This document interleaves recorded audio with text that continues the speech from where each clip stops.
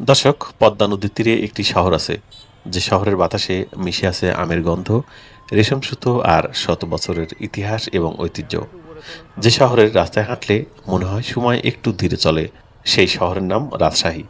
বাংলাদেশের উত্তর পশ্চিম অঞ্চলের একটি গুরুত্বপূর্ণ এবং একটি প্রাকৃতিক সৌন্দর্যমণ্ডিত শহর রাজশাহী। আজকে আমরা ঘুরে দেখব বাংলাদেশের এই অনন্য এবং অনবদ্য শহরটি।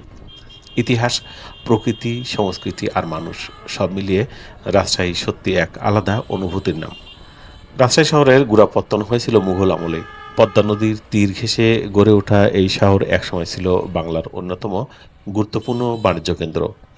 ব্রিটিশ আমলে রাজশাহী শহর আরও বিকশিত হয়, গড়ে ওঠে শিক্ষা প্রতিষ্ঠান, প্রশাসনিক ভবন আর নাগরিক অবকাঠামো।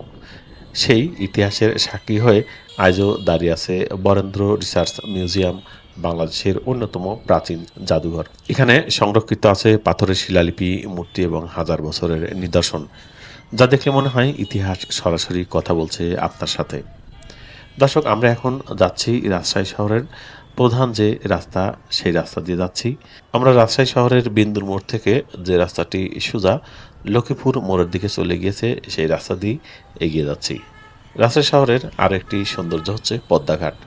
সন্ধ্যার আলোয় পদ্মার বুকে যখন নৌকা ভাসে আর দূরে সূর্য ডুবতে থাকে, সেই দৃশ্য একবার চোখে পড়লে আর ভোলা যায় না। রাজশাহীর পদ্মাঘাট শুধু একটি নদীর তীর নয়, এটি এই শহরের প্রাণ। বিকেল এসে হাজার মানুষ ভিড় জমান এখানে, কেউ পরিবার নিয়ে, কেউ বন্ধুদের নিয়ে, কেউ বা একা একা বসে পদ্মার বাতাস গায়ে মাখতে। রাজশাহীর কথা বলতে গেলেই আসে আমের কথা। জুন জুলাই মাসে এই শহরে চলে আসুন। রাস্তার পাশে, বাজারে আর মানুষের হাতে হাতে শুধু আম আর আম। ল্যাংড়া, ফজলি, আম্রপালি, খিরসাপাতি, রাজশাহীর আমের স্বাদ বাংলাদেশের অন্য আর কোথাও পাওয়া যায় না।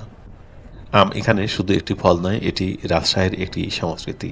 আর রেশম, রাজশাহীর রেশম শিল্প এই শহরকে দিয়েছে একটি আলাদা পরিচয়। এই কারণে অনেকে রাজশাহীকে রেশমের শহর বা সিল্ক সিটিও বলে থাকেন।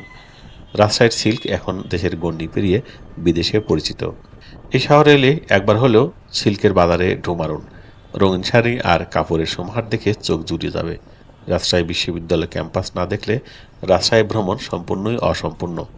বাংলাদেশের দ্বিতীয় বৃহত্তম এই বিশ্ববিদ্যালয়ের সবুজ ক্যাম্পাসে হাঁটলে মনে হয় কোনো স্বপ্নের ভূমিতে হাঁটছেন। শত বছরের পুরনো গাছ, প্রশস্ত রাস্তা আর শান্তির পরিবেশ। এই ক্যাম্পাস শুধু শিক্ষার্থীদের নয়, পর্যটকদেরকেও টানে। এই শহরের মানুষগুলোও আলাদা। রাজশাহীর মানুষ পরিচিত তাদের আতিথেয়তা এবং সহজ সরল জীবনযাপনের জন্য।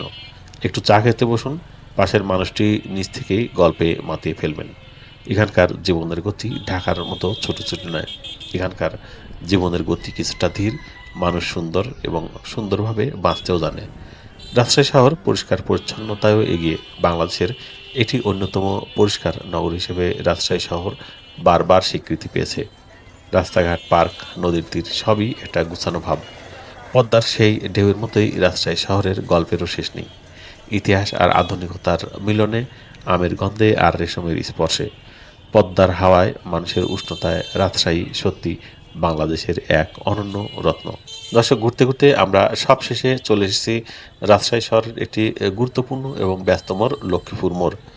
রাজশাহী শহরের নাম জানেন অথচ লক্ষ্মীপুরের নাম জানেন না, এমন লোক বোধহয় খুঁজে পাওয়াই কঠিন। কারণ এই লক্ষ্মীপুর মোড়টা হচ্ছে চিকিৎসা কেন্দ্রের জন্য বিখ্যাত।